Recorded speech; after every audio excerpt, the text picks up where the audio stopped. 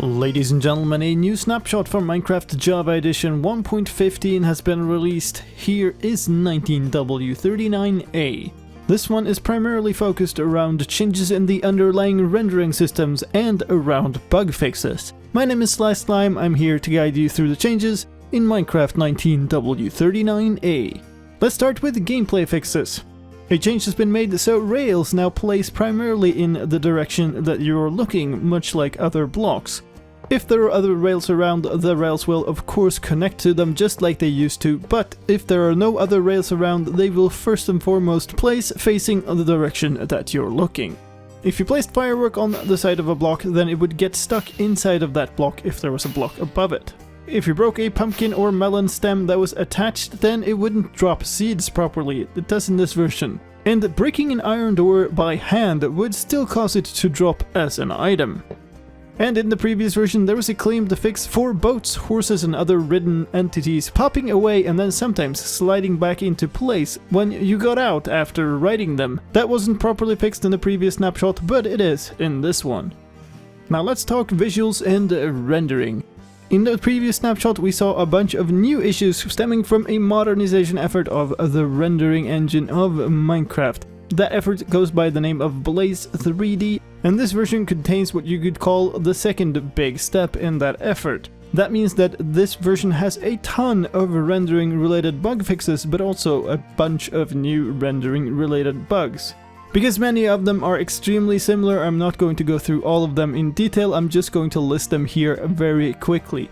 Of note is that translucent things that render behind each other have been changed in this version. That means, for instance, that particles in front of water no longer glitch. But as a consequence of this, some other things no longer work. In particular, in the previous snapshot, you could not see water through clouds, and that is fixed in this version, but instead you can no longer see clouds through translucent blocks. More updates to come later. The TNT and creeper flashing has been adjusted in this version and is no longer 100% white. Like I said, fixes for many bugs that were introduced in the previous snapshots, including lots of missing breaking textures, lots of transparency issues with entities rendering with transparent edges. That included experience orbs, fishing bobbers, arrows, thrown items like potions and items as dropped on the ground. Many transparency fixes in this version.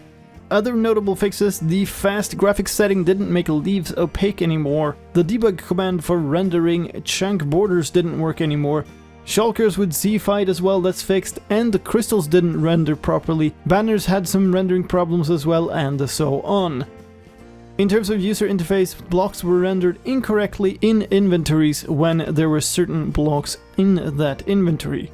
And there's also a fix for a problem that meant that you could put in a space in a server name, and that of course would cause you to fail to connect to that server.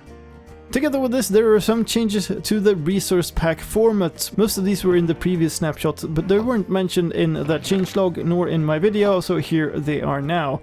The texture maps for all types of chests, for banners, for the item glint, and for the ender dragon have changed. That means that if you are using a resource pack, that resource pack needs to be updated to display those things correctly. For now, that also means that the programmer art built in resource pack is broken. Technical changes in this version includes being able to access the NBT storage from a chat component. That means that anywhere you put in chat components like telraw or titles or names of entities can now access NBT out of the global storage that was introduced in a previous snapshot. There's also an error with the location check predicate, which made its dimension tests fail when the executing position was not loaded. In terms of performance and stability, a large part of the rendering work is focused around achieving better performance. That means that a bug where entering certain chunks would cause massive FPS drops has been fixed, and in addition to that, fixes for game crashes. Now, like I said, there are a number of known rendering problems in this version, so be ready that things may look a little bit wonky if you try this snapshot out. And if you do see things that are bugged, then please make sure to go to the Minecraft issue tracker and report them there if they are not already reported. Also, of course, remember that if you play a snapshot, you cannot downgrade that world again, so make sure you play this on a backup of your world or on a separate test world. If you want to try a snapshot but you don't know how to, then click on the link on the video right now. It'll take you to a tutorial about how to get and play the latest Minecraft snapshot. And that was all from me for this time. I hope you found this update video useful, and if you did, please help me out in return, leave a like and share it with your friends. If you want to stay up to date with all the latest Minecraft news, then please subscribe to my channel where I do update videos for every new snapshot, pre-release or release of Minecraft. Finally, let me remind you that if you want more Minecraft news, Minecon Live happens tomorrow. So go check that out for more information about what is coming in future Minecraft updates.